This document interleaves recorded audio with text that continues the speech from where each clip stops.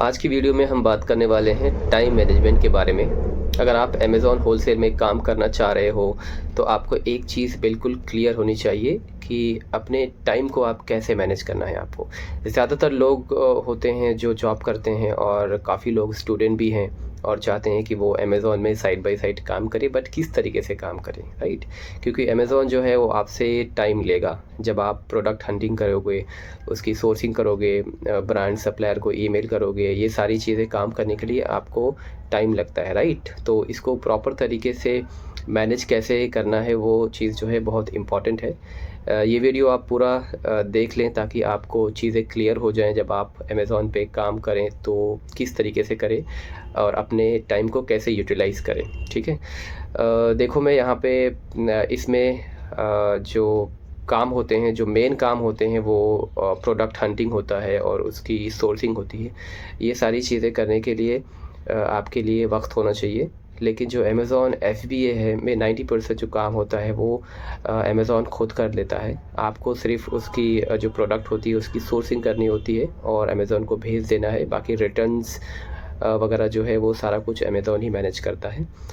अब product sourcing के लिए आपको चाहिए कि सप्लायर या फिर ब्रांड, जो मैंने ऑलरेडी अपने वीडियोस में बताया है कि उनको कैसे फाइंड आउट करना हुआ है। अगर आप वो टेक्निक यूज़ करके, वो वीडियोस देख के अगर आप प्रोडक्ट फाइंडिंग स्टार्ट करेंगे तो विद इन 1 आवर आप जो है हज़ारों सप्लायर्स की ईमेल आईडी आपको मिल जाएंगी ईज़िली, ठीक है?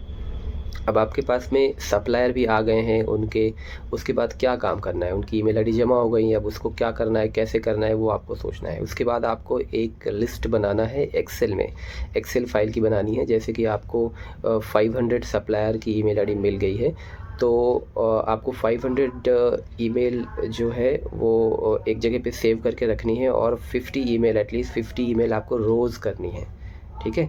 और कब करनी है? आफ्टर 9 PM, ठीक है? आफ्टर 9 PM इसके लिए बोल रहा हूँ क्योंकि जब हमारा यहाँ पे नाइट स्टार्ट होता है तो US में दिन स्टार्ट होता है, तो वो शायद हमसे कुछ 11-12 घंटे पीछे चलते हैं। हमारी अगर संडे की शाम हो रही है, राइट, 8-9 बज रहे हैं, रात होने वाली है, तो वहाँ पे संडे की सुबह होगी, तो उसी हिसाब से हमको टाइम जो है मैनेज, ठीक है? तो यहाँ पे थोड़ा-सा हम जो टाइम ज़ोन के बारे में बात कर लेते हैं क्योंकि टाइमिंग के हिसाब से हमें काम करना होता है, दिन और रात का फ़र्क होता है, राइट?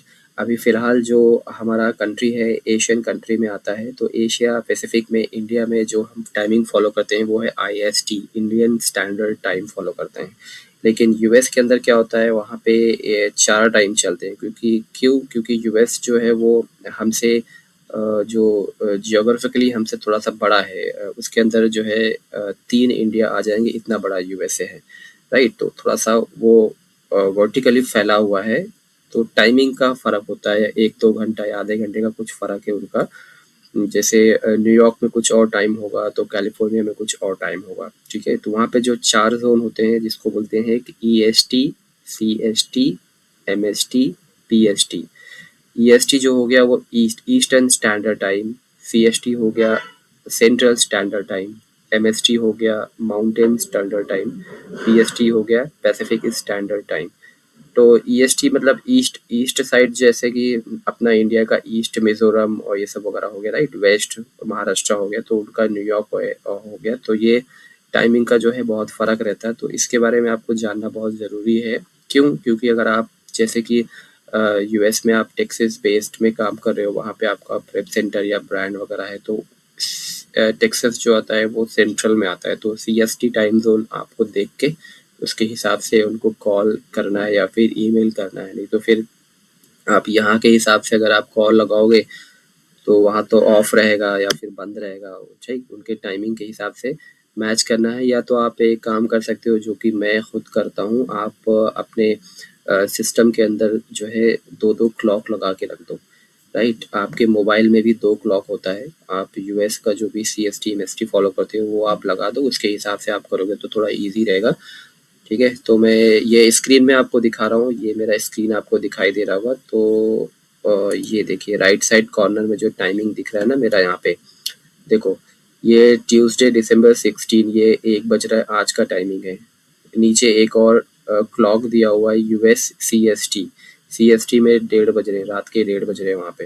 और एक PST का भी टाइम लगा के रखा है 23+30, ठीक है। ये 11:30 शायद है, तो ये वहाँ का अभी यस्टरडे चल रहा है, ठीक है, एक दिन पीछे चल रहा है। तो इस हिसाब से आपको अपने लैपटॉप या फिर डेस्कटॉप में स्क्रीन में आप लगा दोगे तो थोड़ा इजी हो जाएगा आपके लिए, राइट। ये कैसे लगाना है, सिंपल है। आपको ये विंडो में प्रेस करके टाइम एंड डेट सेटिंग, देखो यहाँ पे मैं बता रहा हूँ, टाइम एंड डेट सेटिंग में जाओगे ना, इधर पे ये टाइम एंड डेट सेटिंग्स के अंदर यहाँ पे राइट साइड टॉप कॉर्नर में दिया होगा आपको डेट, यहाँ पे add clock with different time zone, ठीक है। ऐड क्लॉक पे क्लिक करोगे तो यहाँ पे 2 टिक मार दो, शो दिस क्लॉक। तो ये देखो यहाँ पे दिया है central time, US Canada, Pacific time. तो ये आप कर लोगे इजीली, नहीं रहेगा तो आप पूछ लेना मेरे से, बता दूंगा मैं, ठीक है। मेरा कहने का मतलब यही था कि आपको जो काम करना है, आपको टाइम मैनेजमेंट करना है, वहाँ के हिसाब से टाइम करना है, यहाँ के हिसाब से नहीं कर रहा है, ईमेल वगैरह, कॉल वगैरह, ठीक है। अपने टॉपिक पे हम वापस से आते हैं। जो हम बात कर रहे थे ईमेल के बारे में, आपको ईमेल कैसे करना है, सप्लायर को कैसे डेटा मैनेज करना है, टाइम टू टाइम कैसे आपको शेड्यूल बनाना है करने के लिए, राइट। सॉरी। तो आपको जो डेटा वो रखना है वो एक गूगल शीट के अंदर रखना है, ओके, गूगल शीट में रखना है ऑनलाइन। वो ऑनलाइन होता है तो उसमें फ़ायदा ये होगा कि गूगल शीट में रहेगा तो आप उसको मोबाइल से भी एक्सेस कर सकते हो, और जो है कहीं से भी अगर आप एडिट करना चाहो तो उसको कर सकते हो। आप ऑफलाइन भी कर सकते हो, ऑफलाइन जो आपके सिस्टम में एक्सेल फाइल होती है उसमें आप डेटा बना के रखो, वहाँ पे सेव रखो, बट वो अगर डिलीट हो गई तो वापस नहीं मिलेगी। तो बेटर है कि आप जो है गूगल डेटा यूज़ करो। मेरे स्क्रीन में देखो, आपको दिखाई दे रहा होगा ये गूगल डेटा शीट खुला हुआ है, राइट। ये ब्राउज़र के अंदर खुलता है इस तरीके से, ये भी सब देखो एक तरह से डेटा ही है। हम जब प्रैक्टिस करते हैं तो ऐसा ही लिखते हैं यहाँ पे, ठीक है। देखो सप्लायर का नाम और उसकी एसिन, और यहाँ पे हमने टेस्ट किया हुआ है, ठीक है। गूगल की एक सर्विस होती है जो, अगर आपको नहीं पता होगा तो ये, जिन्हें पता होगा ठीक है, जिन्हें नहीं पता उनके लिए बता रहा हूँ, गूगल शीट कैसे खोले, क्योंकि बहुत से स्टूडेंट मुझे पूछ रहे थे कि ये कैसे खोलेगा, आप कैसे चेंज कर रहे हो सारी चीज़ें, ठीक है।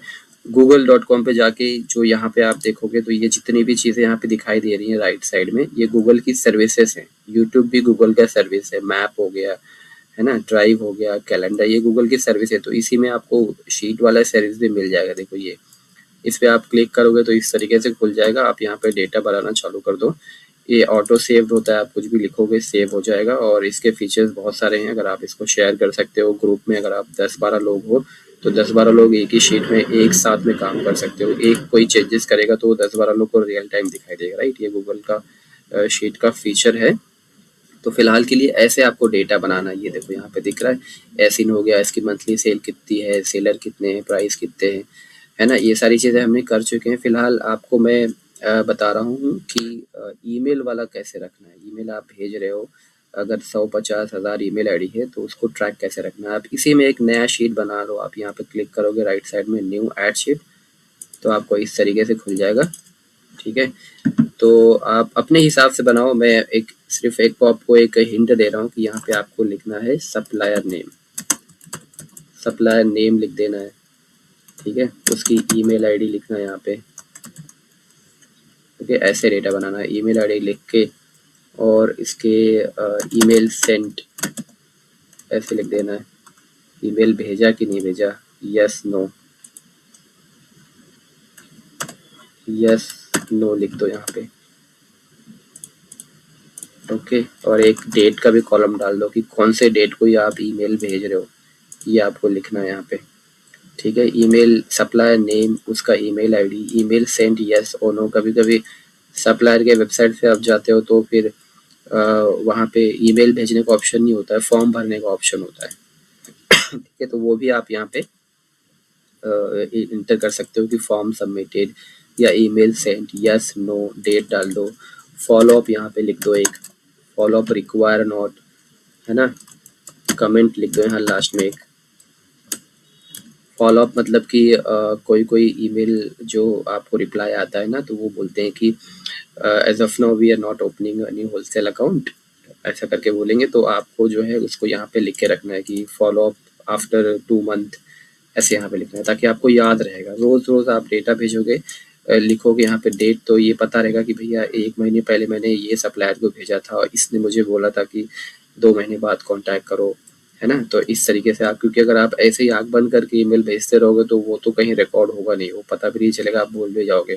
अगर आप डेटा रहेगा आपके पास में तो आप इसको पायॉट चार्ट वगैरह बना के एकदम बढ़िया से जो है प्रेजेंट कर सकते हो। आप इसको अच्छे से डिज़ाइन कर लो ऐसे, यहाँ पे देखो सारा कुछ दिया हुआ है, अच्छा लगने लगेगा देखने पे। ये तो मैं एज एग्जांपल बता रहा हूँ, आप ये तो छोटा सा है, तो आप जितना चाहो इसके अंदर चेंजेस कर सकते हो। इसको डिफ़ॉल्ट कर दो, यहाँ से इसका कलर थोड़ा सा बढ़िया ये वाला चेंज कर दो, है ना। इसको जो है बीच में कर दो, इस तरीके से ये थोड़ा सा प्रिसाइजली अच्छा लगेगा देखने में। तो आप सप्लायर का नाम डाल दो यहाँ पे, उसका ईमेल आईडी, ये सारा कुछ आपको रखना है। और ये जब एक बार बन जाए तो फिर ये अच्छा लगेगा अभी, ठीक है। तो इस तरीके से आपको यहाँ पे काम करना है। बाकी आपको जैसे कोई क्वेश्चन वगैरह रहेगा तो आप मुझे कमेंट भी कर सकते हो, मैं आपको पूरा हेल्प करूँगा इसके लिए, ठीक है। गूगल शीट में आपको जैसे ही ये सारी चीज़ें हो गई, आपको ईमेल पे ध्यान देना है। मैंने देखा है कि बहुत से लोग वो सेम टेम्पलेट कॉपी कर देते हैं, जो मैं अपनी क्लास में बताता दिखाता रहता हूँ ना, उसको same as it is copy करके सप्लायर को भेजने लगते हैं। सिंपल आपको अपना दिमाग लगाना है और सप्लायर को बताना है कि आपका नाम क्या है, आपका डेजिग्नेशन क्या है, राइट। आपको सिंपल एक चैट जीपीटी में या कहीं भी आप लिख दोगे ना कि मुझे एक सप्लायर को ईमेल भेजना है, तो एकदम बढ़िया से आपको जो है बना के दे देगा, ठीक है। यहाँ पे आपको क्या करना है, सिर्फ सिंपल सा आपको ब्रांड को बताना है कि भाई आप एज अ सेल्स मैनेजर या फिर ब्रांड कंपनी को ओनर हो और आप इस डेजिग्नेशन पे हो, ठीक है। आपकी कंपनी का नाम ये है, आपकी एलएलसी ये है।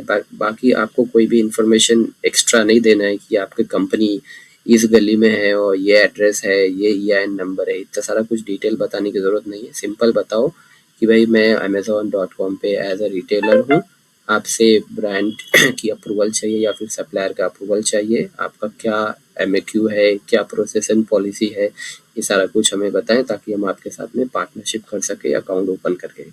सिंपल सिंपल एंड शॉर्ट भेजना है ताकि वो भी कंफ्यूज ना हो और उसे एक बार में पता चल जाए कि इस बंदे को क्या चाहिए, ठीक है। मेल सेंड करने के बाद आपको जो है वेट करना है। कभी कभी सप्लायर जो है एक दिन में रिप्लाई करता है या फिर एक महीने में, एक हफ्ते में, कभी भी रिप्लाई करेगा। तो इसीलिए ये चार्ट इसीलिए बनाया गया है कि यहाँ पे पता चलेगा कि भाई इसका रिप्लाई आया कि नहीं आया। यहाँ पे लिख दो कि रिप्लाई रिसीव्ड या नो रिस्पॉन्स, ऐसे यहाँ पे एक और कॉलम बना दो कि no response no response no response, ऐसा लिखते जाओ ताकि आप जब 3 महीने बाद या 2 महीने बाद बैठो इसको देखने में तो हाँ इसको मैंने ईमेल भेजा था, इसका रिस्पॉन्स नहीं आया, तो उसको आप एक फॉलोअप ईमेल भेजो कि भाई हम वेट कर रहे हैं आपकी ईमेल का काइंडली रिस्पॉन्स। इस तरीके से आपको ये डेटा मैनेज करना है। जब ये 1000-2000 बन जाएगा तो इसको जो है आप बढ़िया से प्रेजेंट भी कर सकते हो कि भाई इतने ईमेल हमने भेजे एक महीने में, इतने ईमेल का रिस्पॉन्स आया। पायोट टेबल यहाँ से आप ऑफलाइन वाले में बना सकते हो, इसके अंदर तो नहीं है, ठीक है। और एक चीज़ और बताना था, जो भी ईमेल आप भेज रहे हो, राइट, वो उसका जो रिस्पॉन्स आता है उसको आप बहुत ध्यान से पढ़ना है, ओके। जो भी फॉर्म भर रहे हो सारी चीज़ें, वो क्या मांग रहा है, क्या पूछ रहा है, उसको ध्यान से पढ़ के अकॉर्डिंगली रिस्पॉन्स करना है। ऐसा नहीं कि आप बस दिन में 50-100 ईमेल भेजे जा रहे हो और उधर से जो रिस्पॉन्स आ रहा है उसको देख ही नहीं रहे हो, ठीक है। आपको उसको भी ध्यान देना है, आप क्यों भेज रहे हो, रिस्पॉन्स आने के लिए भेज रहे हो ना, तो आपको उसको ध्यान से पढ़ना है कि भाई उसके अंदर वो मांग क्या रहा है। कभी कभी वो रीसेल सर्टिफिकेट आपसे मांगता है या फिर आपसे पूछता है कि यार वो ऑनलाइन सेलर और ब्रिक और मॉडल क्या हो, FBF VM क्या कर रहे हो, तो वो उन्हें आपको प्रॉपरली रिस्पॉन्स करना होता है। सारा कुछ आप रिस्पॉन्स करोगे तो ही जाके वो आपको अप्रूवल देंगे, ठीक है। तो फिलहाल ये वीडियो बनाने का मकसद यही था कि मैं आपको बताऊं कि आप अपना टाइम जो है वो कैसे मैनेज कर सकते हो डेटा शीट बना के ईमेल के साथ में। अगर आप कोई जॉब या स्टूडेंट हो तो आपको एटलीस्ट मिनिमम 2-3 घंटे तो आपको निकालना ही पड़ेगा इसके लिए, क्योंकि ये सारा कुछ करने के लिए आपको टाइम लगता है, राइट। अगर आप 2-4 दिन मेहनत करोगे और उसके बाद फिर बैठ जाओगे तो ये सारा जो आपने जो किया है ना वो वेस्ट हो जाएगा, ठीक है। तो आज के लिए इतना ही है। अगर आपको कोई डाउट या क्वेश्चन वगैरह रहेगा तो आप जो है कमेंट करो या फिर मुझे डायरेक्टली भी कांटेक्ट कर सकते हो। तब तक के लिए थैंक यू वेरी मच। अल्लाह हाफिज़, टेक केयर, बाय।